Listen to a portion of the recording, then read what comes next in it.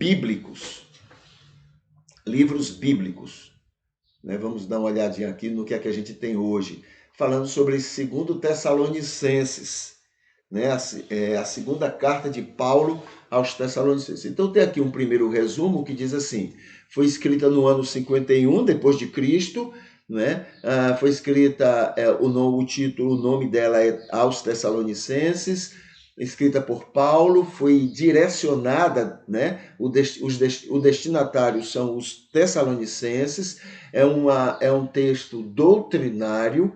Esse texto já estava sendo reconhecido como inspirado já no ano 80, ou seja, 29 anos depois, já estava sendo aceito como um texto inspirado, que ia fazer parte do Novo Testamento. A ideia era motivar a igreja e Paulo, o contexto era Paulo tirando dúvidas sobre a volta de Jesus. Então aqui tem alguns comentários, né? Relembramos a infantilidade da teologia de Paulina nesta carta, repetindo o que aconteceu na primeira carta. Talvez por estar lidando com uma igreja infantil, como Lucas disse em Atos, que eram menos nobres do que os bereanos. Então, talvez, né, a gente fala de maneira infantil com criança. Provavelmente é isso que Paulo está fazendo. Segundo, esta carta é uma continuação da primeira, em muitos sentidos. E basicamente explicando o que ficou em dúvida na primeira carta, sobre quando aconteceria a parousia, quando aconteceria a volta de Jesus, o ressuscitamento dos salvos, né, que já haviam morrido. Essa foi a grande questão. Paulo, os crentes estão morrendo, quando é que vão ressuscitar? E se Cristo voltar e eles estiverem mortos? Então essa é a preocupação deles e Paulo vai tentar responder nessa carta. Como desde o início, Paulo argumentou usando a cultura apocalíptica para falar sobre a volta de Jesus. Continuou, então, afirmando que esta volta aconteceria depois da manifestação da besta, da manifestação do anticristo, do abominável. Tá? Do abominável. Na linguagem apocalíptica, o abominável equivale ao que Antíoco, é o nome de um general o nome dele, de Alexandre o Grande, né?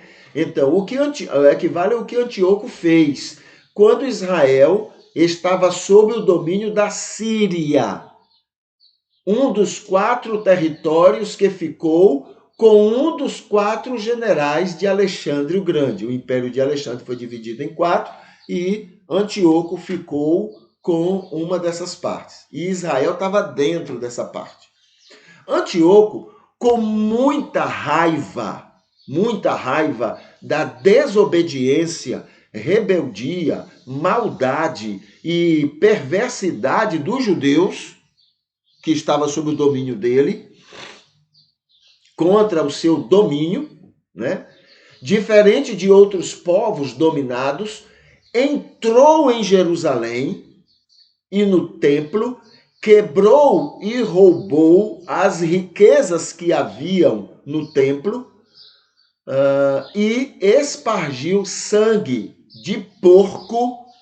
Aqui está povo, mas é de porco, né? Do animal, porco.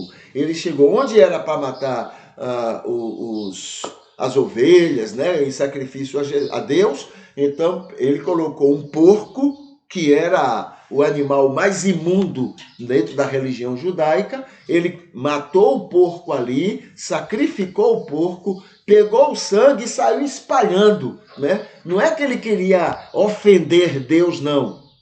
É que ele queria ofender os judeus rebeldes. Entendeu?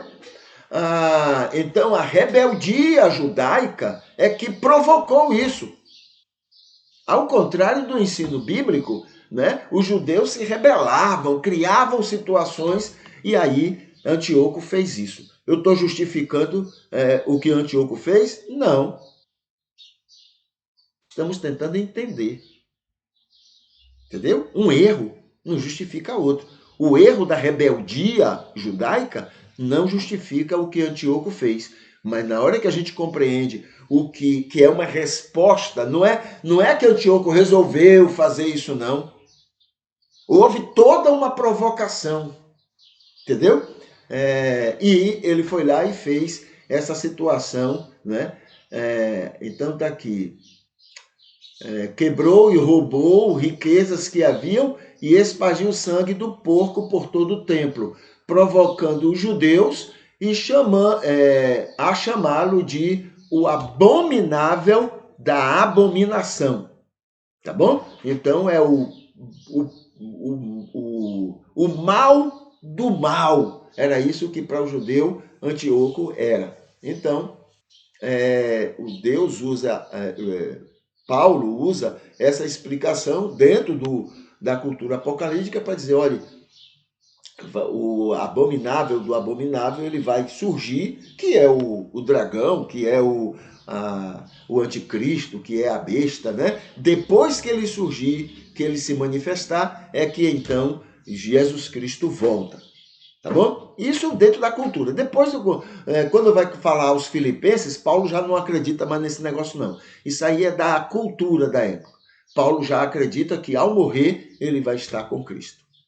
Tá bom? Então, essa é a palavra de Paulo, para a gente compreender, a segunda carta de Paulo aos Tessalonicenses. Tá bom? A gente fica por aqui. Um abraço, que Deus continue abençoando. E amanhã, com fé em Deus, a gente está de volta. Tá? Deixa eu colocar aqui uma musiquinha e a gente vai se despedindo. Até mais.